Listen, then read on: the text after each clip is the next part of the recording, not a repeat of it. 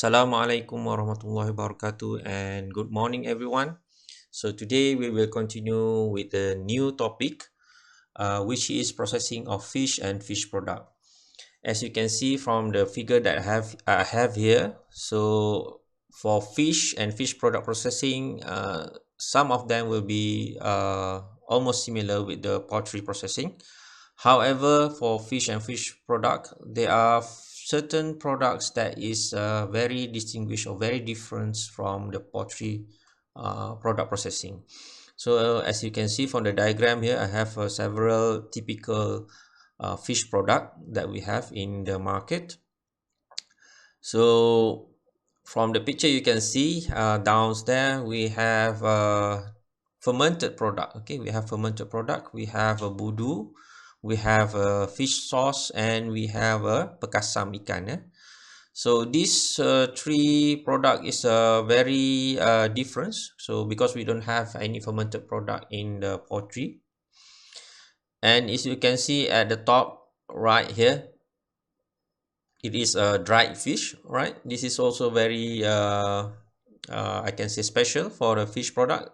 Dried fish or salty dried fish is very common or very traditional products that we have, because this is the easiest way on how people a long time ago on how they preserve the food, the fish that they caught, they will turn into a dried product. Okay, and then we have a keropok keping on the necks of the dried fish. Keropok keping here also very popular, especially in the east coast of Malaysia. And after that we have a surimi product. Okay, surimi is also another important product that will be discussed in this topic. And as you can see, most of the product that we have here is ready to cook or ready to eat product. Okay, so it's very rare to see compared to poultry, in fish we have more varieties in terms of the product that we have, okay, compared to poultry processing product. Okay, now we go to the fish and shellfish processing technology. So I want you to recall back on the processing and preservation class, all the processing technique that you have learned, especially on the drying, grilling, frying, smoking, freezing, chilling, salting, fermentations, retorting, canning, mixing, and grinding. So these are very main, or I can say a common processing technique that being used in the fish processing technique. And each processing or unit operation is very important and need to be identified. The key parameter, what are the key parameter for drying, what are the key parameter of processing for smoking. So you need to know, or you need to understand each of the unit operation key parameter. So when we say key parameter here, is involve the temperature, the time, the concentrations. Okay, so the amount or the number of sample or product that you want to process, the size and the shape of the product, all these will affect the processing technique that you choose. Okay, in conclusions, the things that you need to look for or think for every time you were dealing with the food processing, okay, these four questions. So what are the effect of each processing on fish and fish product in terms of the biochemical and nutritional properties? So if you do drying, so what are the effect of drying on the nutritional properties of the raw material of the fish? Okay, and then the parameter, so and how to determine the quality standard for each processing technique. This is you can see when you choose drying, so what are the parameter for drying, how to measure a good drying product. So how to determine the quality, if you have a dry fish, so what are the quality that you look for, macam mana you nak assess, how do you assess or evaluate a good dry fish, high standard quality dry fish. Okay, maybe the shape, the color, all right, the thickness or the dry, okay, water moisture content. So that's our parameter, okay, of quality part standard for dried fish. And then the third one is the nature and origin of the food. Okay, you need to understand, or you need to study the raw material that you have of the fish product that you have, that you want to do, to process. For example, is the fish ball were made from freshwater fish or saltwater fish? Okay, is the raw material shrimps or a fish flesh or fish fillets? Okay, so you must know the nature and origin of the food to understand which processing technique that's suitable, or I can say a good or effective for your product. And lastly is how you can improve the product quality and the shelf life from the processing technique that you use. Okay, let's say again drying. So you already have the drying processing technique, but how you can further improve the drying technique of the product, of the fish product. Okay, so maybe you will have some pre-treatments before you go for drying process, or maybe with the drying process you need to include certain additional ingredients to enhance the flavor or the color, the quality of the dried fish. So these four things is you must looks and think when you do the processing for the fish product. Right, so in fish, this is I can say the part of the fish. Okay, most of the fish consists of muscle. Okay, the portion of the fish in one whole fish, so 49% is a muscle, and then we have 6% of skin. Head is of the fish considered as 18%. Okay, if you have 1 kilo, okay, 1000 grams, okay, 180 gram goes for the heads, 490 gram go for the muscles. And you can see backbone here means the bone is 10%. So overall all of these are considered the portion of the fish lah, right? Okay, so from each part of the fish, okay, the portion of the fish, you can get many kind of products. Okay, it's not only typical product that I have showed to you earlier. Okay, bukan hanya dapat keropok ikan or fermented fish or surimi. From the leftover, from the head, from the bone, okay, from the skin, scale, you can also get some other products through innovations. Okay, so I will not discuss this further because I will left this for our innovative in fish and fish product. Okay, so but you can see here in this slide, and you can look how many different product that we can extract or made from a single fish. Okay, next is the category of processed product. So for fish, we can have three different categories, okay, based on how they were processed. So first one, we have a raw or minimally processed. This is include shellfish or fish fillet. Okay, shellfish here means to say that product that have been removed, the scale or the exoskeletons have been removed. For example, the shrimp. So the shrimp will not sell as raw, but if you go under minimally processed, maybe the skin and maybe part of the head will already remove. Okay, and so the shrimp is ready to cook, ready to be used for cooking or processing.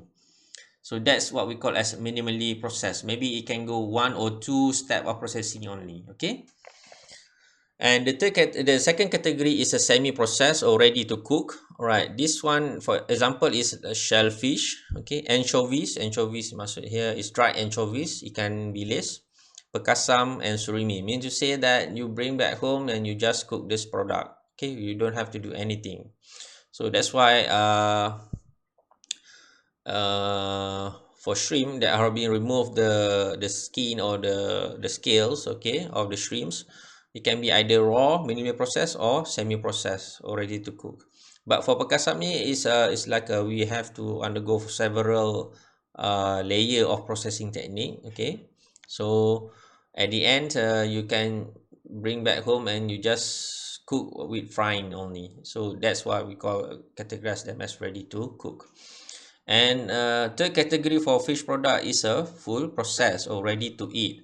So this one normally product that have been cooked lah, right, have been preserved, cooked and preserved.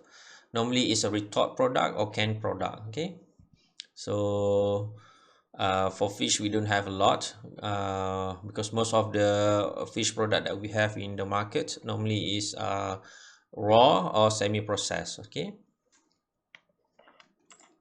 all right, so here I give you some example, not from our market but this from overseas markets. So this is a fish fillet. Okay, you can see the salmon fish fillet here. So it been sold as a uh ready to eat. I think this is smoked salmon. Okay, smoked salmon mean to say that it's almost it's ready to eat. Okay, ready to eat, so you just take it home and you slice it and you put on the sandwich here. Okay, this one in the bottle here. Okay, this is very uh very specific, very special product. It's not from our country, so this product only you can find it in Scandinavia. So this is I can say pickle fish. Yeah, pickle fish. So this fish were marinated in vinegar, right? They have vinegar and spices. So these fish are not being cooked, they just cook them with the vinegar. So you can see that the color is quite pale there and the taste is very strong.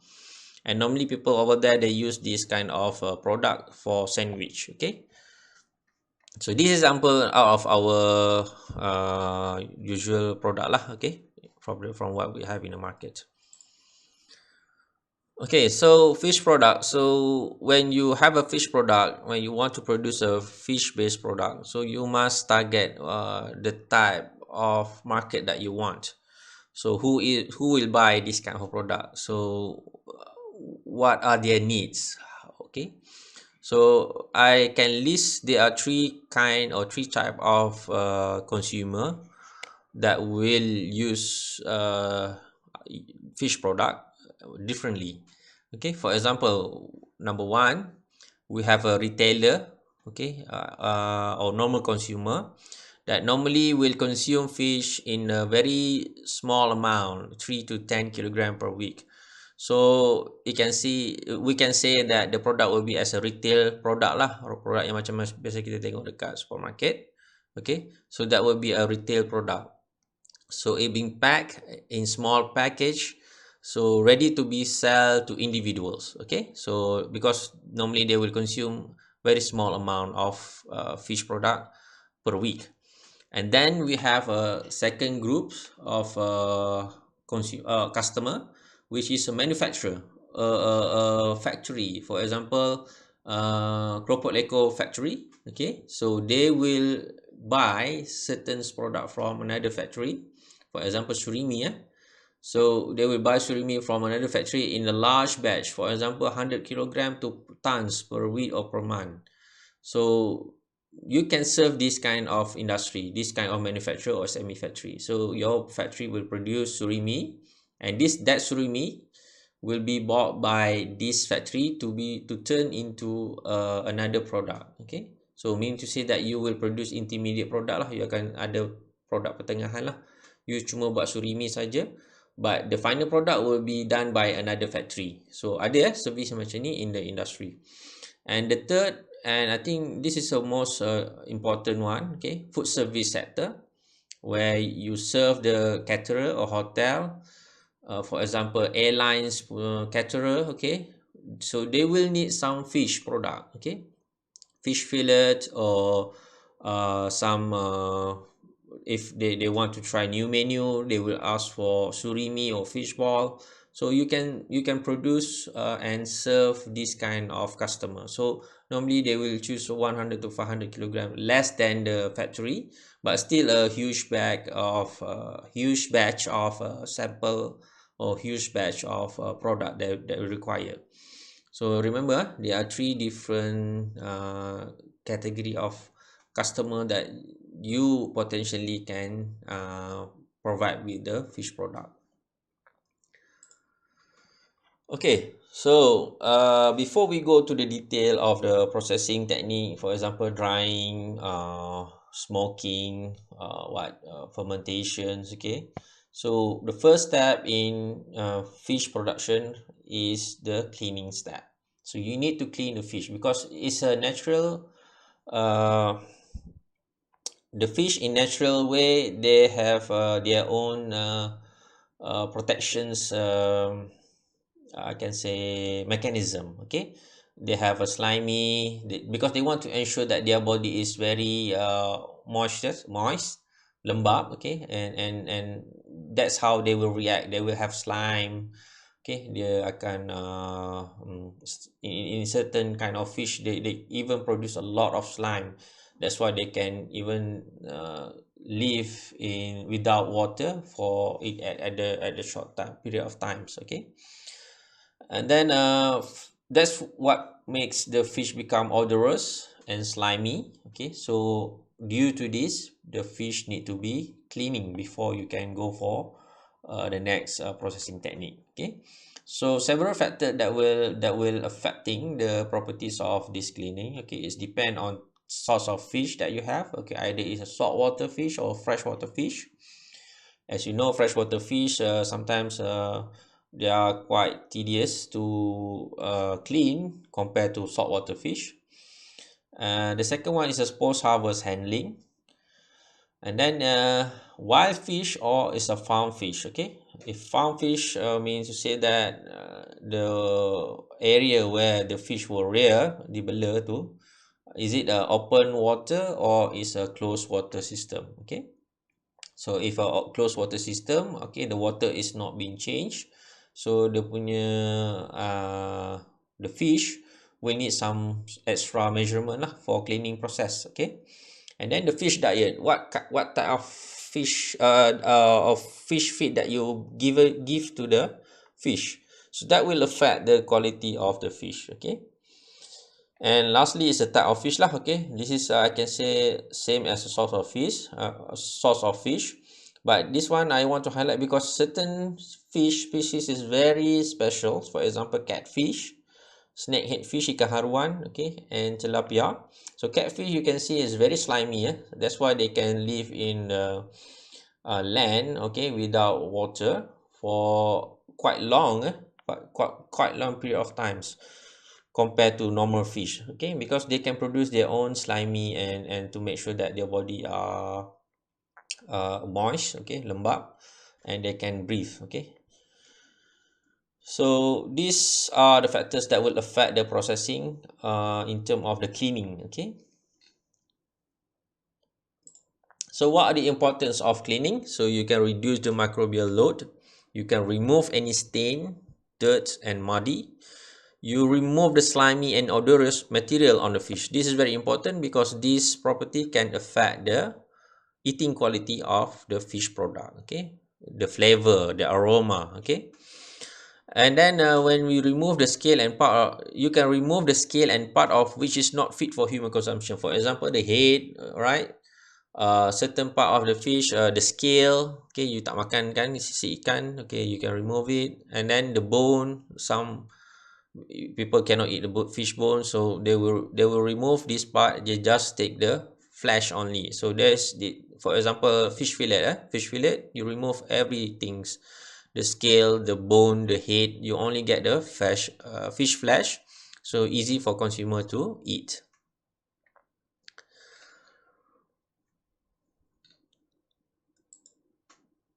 Okay, next is another method that you use to clean a fish before you harvest the fish. Okay, so this is a very special technique we call as a depurations of fish or shellfish. All right, this method is been done before you harvest or before you take the fish to the factory lah. So from the farm you will take or select the fish that you want to harvest, okay, and then you put in the holding tank for a certain period of time, okay, more than 8 hours, okay, and this tank will contain with the pure clean water.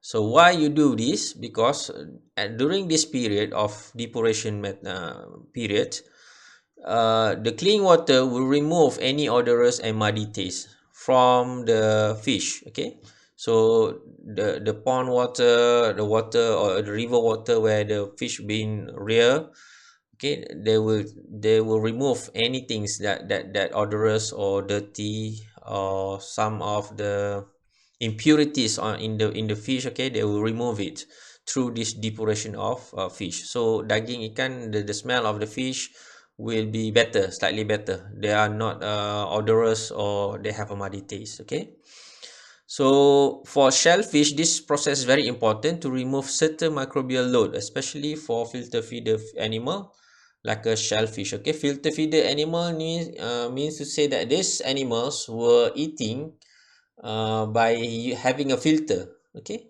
for example, normally it's for bivalve animal lah, shellfish and mollusk. You can see here they open their mouth here. You can see there are tentacle there. So that tentacle will filter the waters around them. Any residue, any animals that are lingering around this in the water will trap in the filter. So that's why they call it as a filter feeder animal. So this is quite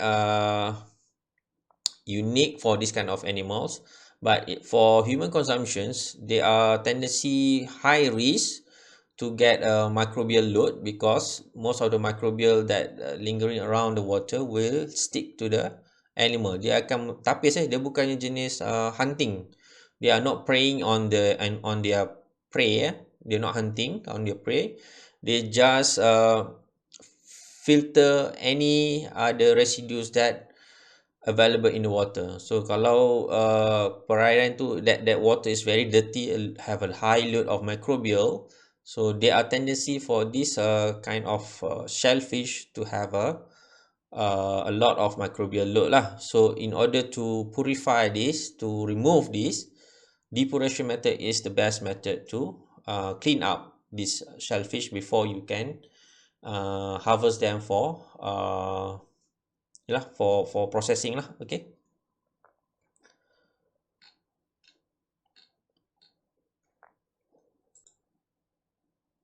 for further notes, you can refer back to the earlier notes that I gave to you, the how they use a depuration tank. Okay, I think in the post harvest technology, yeah, you can see that. Okay, I have already introduced to you the method, the technology, the how they plan or they design the depuration tank for this kind of techniques. Okay, so I'll stop here for the part 1 of the lecture. I will continue with the part 2 lecture.